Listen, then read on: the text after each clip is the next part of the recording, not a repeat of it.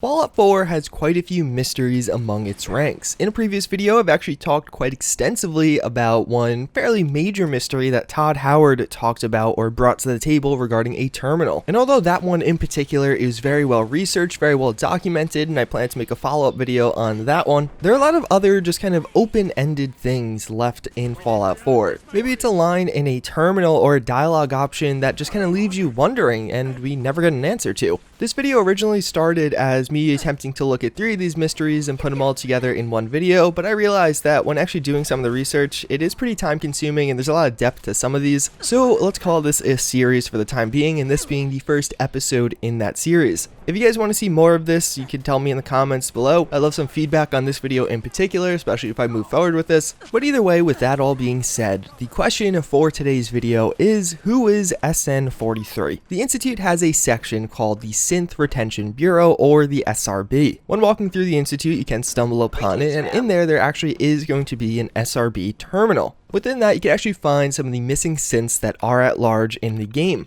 Under the heading Reclamation Target Tracking, these are synths that the Institute wants to have recaptured, and for most of them has issued a courser to actually hunt down and find. K823 was found and destroyed at the Saugus Ironworks. L337 was never found, but he actually had his memory wiped, and many people believe this is just, typing out Bethesda being a little bit cheeky with this one. One is Gabriel, a raider you can meet at Libertalia in Fallout 4, and largely only 2 of these entries are still left kind of open-ended or at large. That being C241, which is going to be an escaped synth that is still being investigated, with the last sighting being at Goodneighbor. They suspect this synth is in railroad custody, and it kind of follows that is actually going to be Dr. Amari. So then that leaves the final entry of SN-43. What do we know about this as far as the Institute goes? Well, we know the unit is at large, and the investigation towards this unit has been suspended, and it was last sighted around the Boston airport. The notes on this listing that investigation was suspended because the area was deemed too hazardous, seemingly because of the Brotherhood's entrance into the Commonwealth. The Pridman, of course, being right next to the Boston airport, so having a bunch of Institute coursers wandering around the Brotherhood HQ effectively would be fairly dangerous and not the brightest idea. And that's largely it. That's all we really have to go off of as to the identity of S9-43. Who is this synth?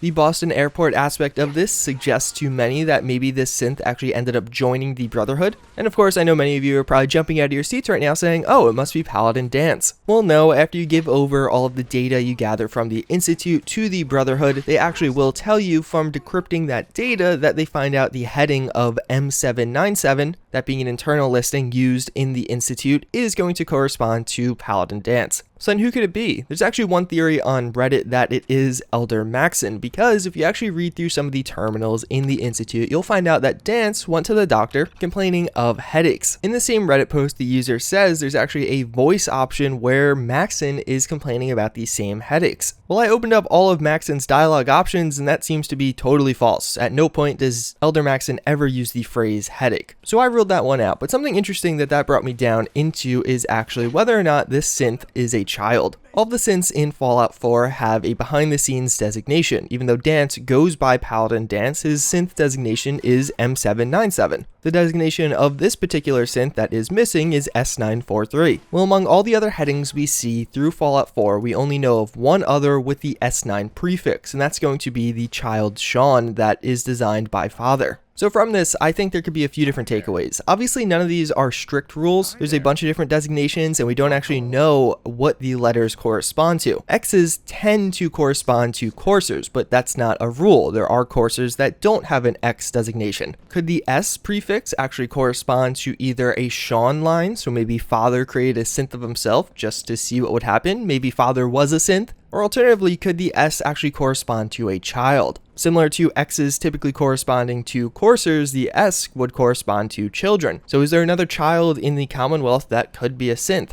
Kasumi pops into your mind as maybe, oh, that could be this child synth. But the Institute actually say in their own dialogue option that they don't have any records of Kasumi in their servers, and in addition, if you actually go through and destroy Acadia, you'll find no synth component on Kasumi. seemingly indicating that Kasumi was in fact human and only had delusions that she was a synth. Outside of that, and even just trying to search around, I couldn't find any other children's synths that could actually correspond to this listing. So what if we refined one of my previous theories a little bit? What if instead of the S corresponding to Sean, the S actually corresponds to that bloodline? And then finally, what if you're the synth? There's been a ton of theories in Fallout 4 about the player character actually being a synth. We found out through different terminal entries that some of the Gen 3 synths can actually use VATs. And even beyond that, you would be in the Boston airport going to the Pridwin.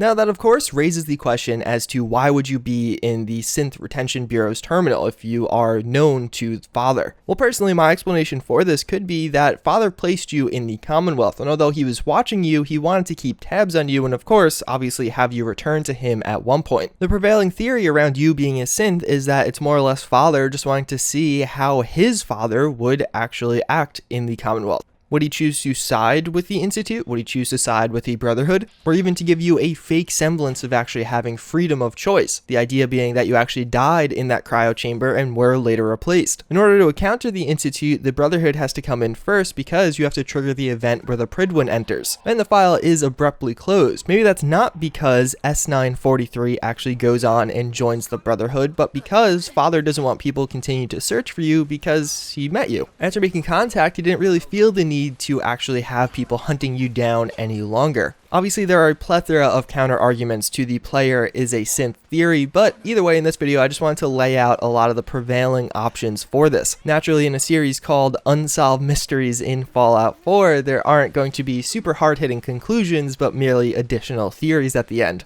I would love to hear your guys' opinions on this in the comments down below. Who is S9-43? Is it you? Is it another child running around the Commonwealth? Is it just some totally different synth that isn't really corresponded to anywhere else within the Institute? Or maybe somebody within the Brotherhood of Steel. Maybe you do still believe it is Maxson or maybe even Kells. Either way, that's pretty much going to wrap it up for this video. Again, I would love to hear your guys' feedback in the comments down below, what you think about the series if you want to see more of it. But with that, I thank you all for watching again, and I hope to see you all next time. Later.